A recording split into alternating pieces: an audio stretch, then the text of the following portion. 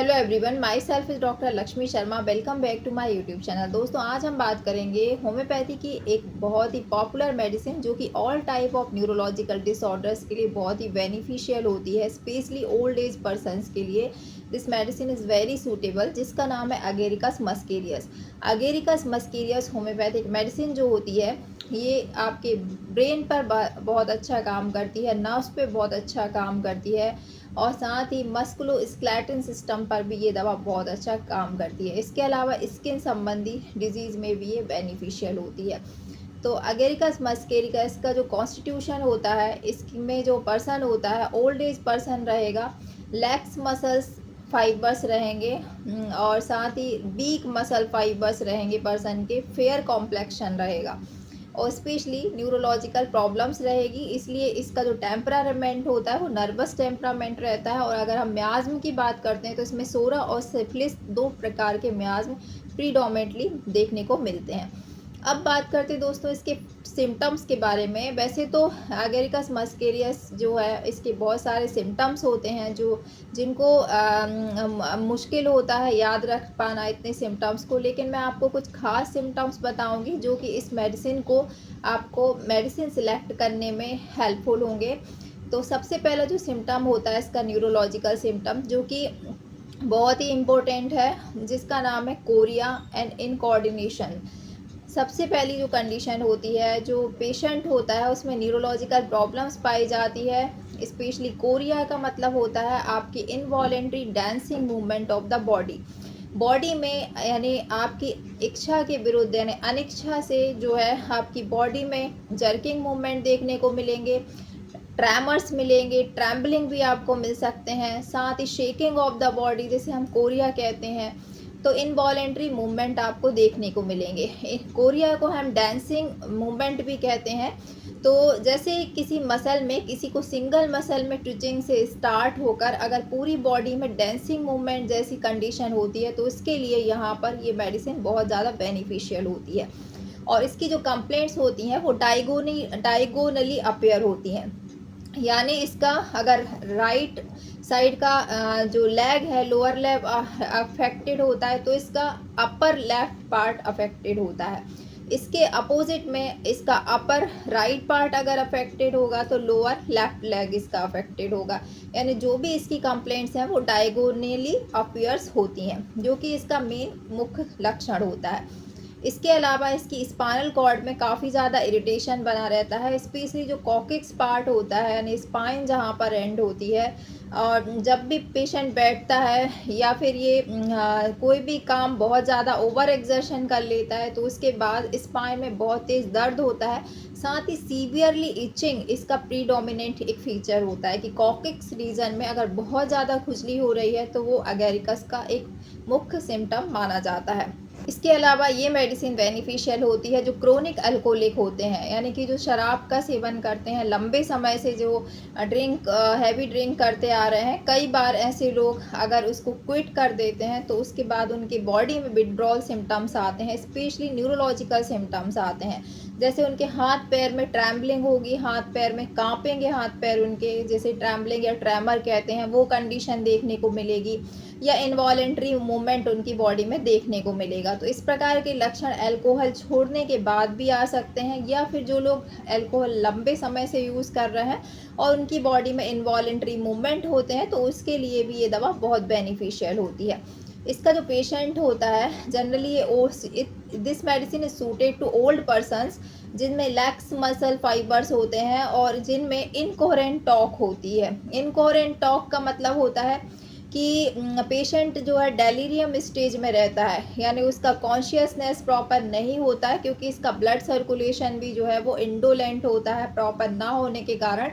ऐसे पेशेंट में incoherent speech की समस्या देखी जाती है। अगर आप पार्किंसन से इसको कंपेयर करें तो पार्किंसंस के पेशेंट के लिए दवा बहुत यूज़फुल होती है, जिनमें कि इनकोहेरेंट स्पीच पाई जाती है। साथ ही पिन रोलिंग ट्रैमर्स जो पार्किंसन का एक मेन सिम्टम होता है, वो भी इस मेडिसिन के द्वारा कवर होता है। इसके अलावा स्किन में कुछ सेंसेशंस ये मेडिसिन कवर करती है। जैसे अगर आपको स्किन में क्रीपिंग लाइक सेंसेशन या क्राउलिंग लाइक सेंसेशन मिलता है, ऐसा लगता है कि कुछ आपकी स्किन में चल रहा है, चींटी जैसे चलने जैसी संवेदना आपको महसूस होती हैं, जो कि डॉक्टर केंट ने मेन प्रीडोमिनेंट सिम्टम बताया था कि अगेरिकस मस्केरियस का एक लक्षण होता है creeping and crawling like sensations अगर स्किन में, तब आप इस दवा का यूज़ कर सकते हैं।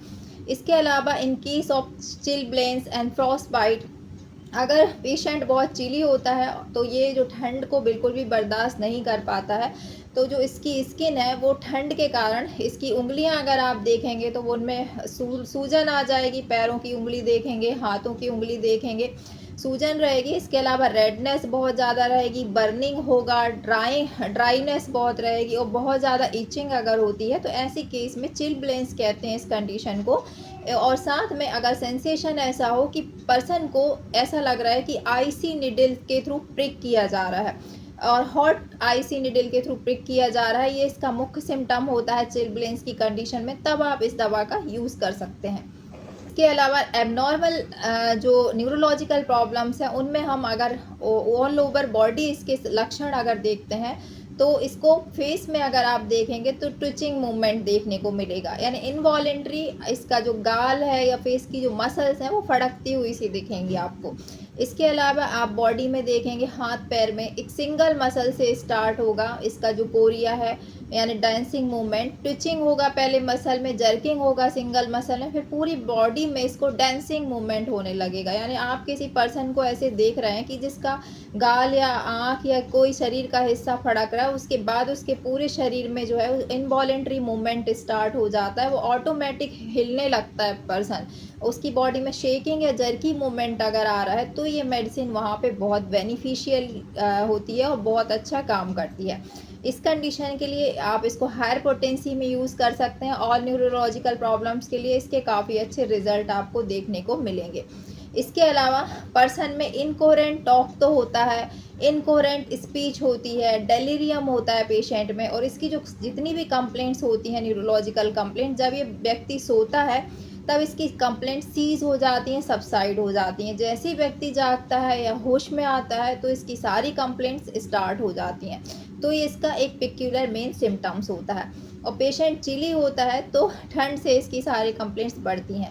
इसके अलावा ओवर एक्सर्शन से इसकी स्पाइनल कॉर्ड की प्रॉब्लम्स बढ़ती है और इसकी स्पाइन में दर्द होने लगता है, और स्पाइनल कॉर्ड की प्रॉब्लम बढ़ने से इसकी न्यूरोलॉजिकल प्रॉब्लम्स भी बढ़ती हैं।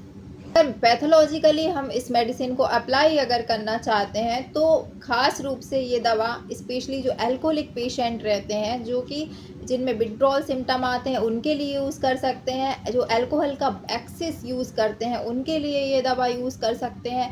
जिनको पार्किंसंस डिजीज़ है उनके लिए आप pin rolling tremors all over the body है, या फिर कोई भी आपको इनकोहेरेंट टॉक, इनकोहेरेंट स्पीच मिलती है तो आप यूज़ कर सकते हैं।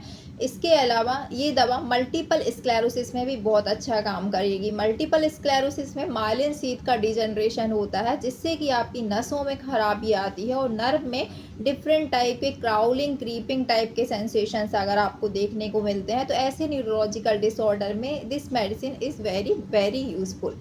और जो भी इसकी कंप्लेंट्स अगर डायगोनली मिलती हैं तब ये दवा बहुत अच्छा काम करती है।